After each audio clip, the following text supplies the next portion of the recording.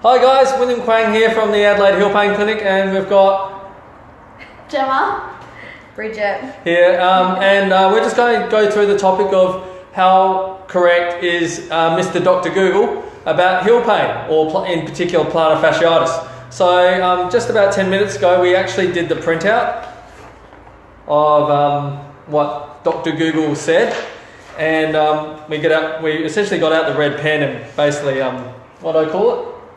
slaughtered it. Oh. No, cutting it to shreds. So basically they've described it as an inflammation of the thick band of tissue that connects the heel bone to the toes. Sort of right. Half right. Okay, so Bridget, usually self-treatable? No.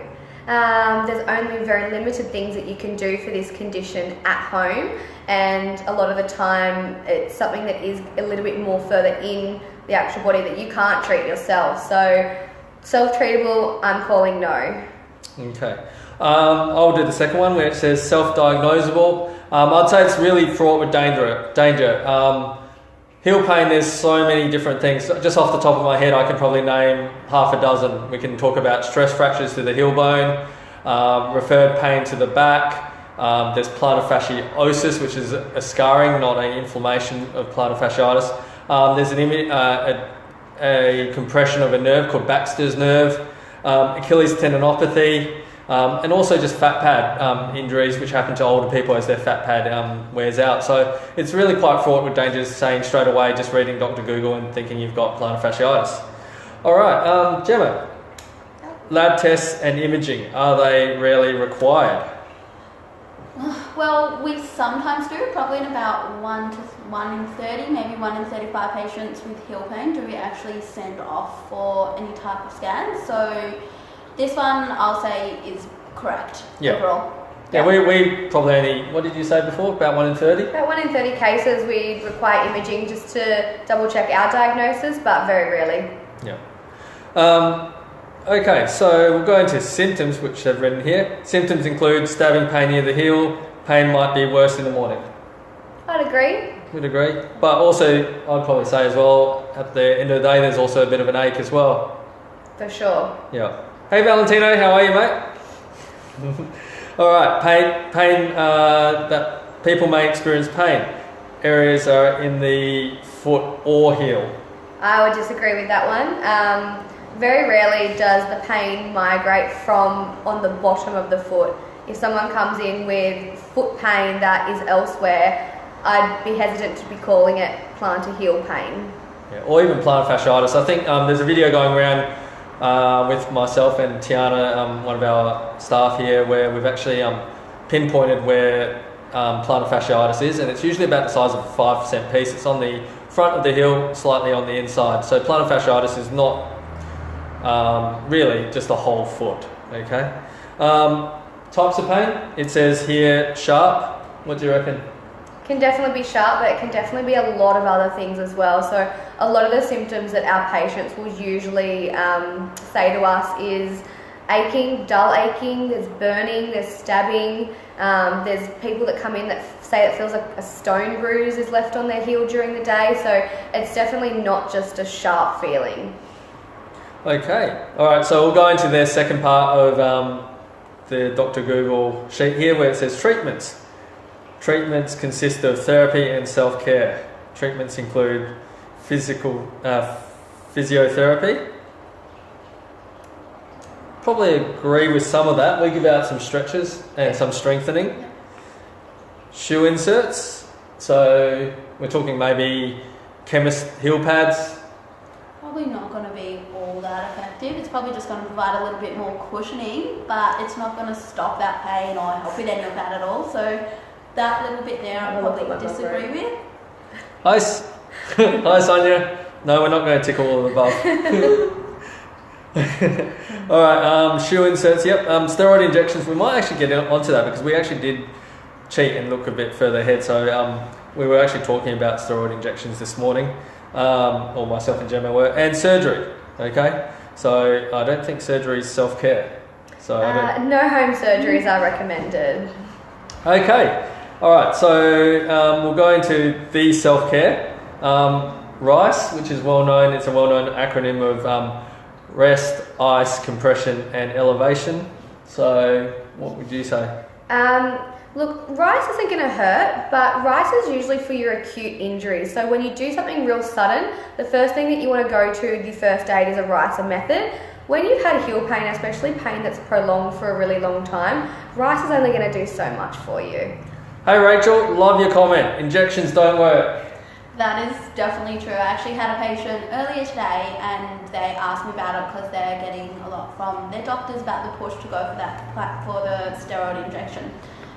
So we're kind of giving a bit of education as to why they probably don't work the best and why they're probably not the best option. They're basically just masking that pain, and as well as they can actually degenerate that tissue a lot further as well, so break it down and make the actual issue a lot worse.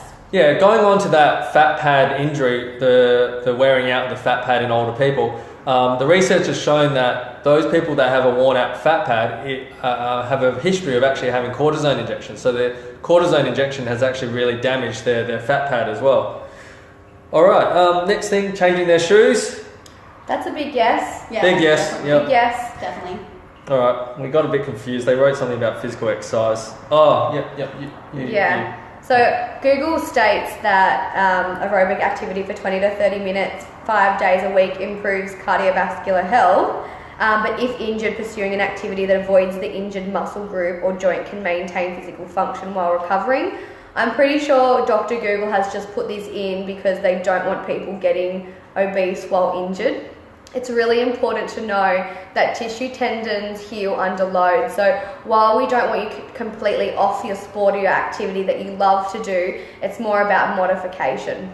Yeah, and it's really quite hard as well. It's a bit of a vicious cycle because most people who have plantar fasciitis know that they're a little bit overweight and they know that it's not going to help their injury, but because they can't actually exercise because the foot hurts so much, they just put on more weight. So it is a bit of a vicious cycle. Yeah, so let's go on to the next thing. All right, so they're going into medications now, anti-inflammatories. We don't recommend, it shouldn't be a first line option for heel pain at all. Yeah, so in most cases it's not actually inflamed. So a lot of times you'll find that an anti-inflammatory it Stops working. Yeah, it stops working because the actual damage to the tissue is scar tissue and degeneration. It's not actually inflamed, so it stops working after a while. Also, there's long-term risks associated with taking anti-inflammatories for a really long time, so something to just keep in mind. Yeah. So Gemma did the second one in terms of medications was the cortisone injection, and as what Rachel said, they don't work. We were talking about there is one injection that does work quite well. So that's called plasma-rich protein, basically. So basically, an injection of black blood into that heel area. Basically, that helps to rebuild that tendon and helps with that repairing process going on in the bottom. Yeah. So myself and Gemma went on to this website, which is basically for podiatrists only. They were just discussing cortisone injections versus shockwave versus platelet-rich plasma injections, and it was definitely cortisone steroid injections were right down the bottom in terms of the success rate. So I definitely would not recommend that. Definitely go the platelet-rich plasma or what was the other one? Shockwave. Yeah, that one that we use 20 times a day. Yeah. All right. So they've recommended some devices. Night split. You girls probably haven't heard of it. Okay, so yeah, the girls haven't. It's a bit stone aged. We used to rent out the night splits, but we just found that people weren't able to sleep with them. So after about the third day, people would come back grumpy after having 2 hours sleep for 3 days and gave it back.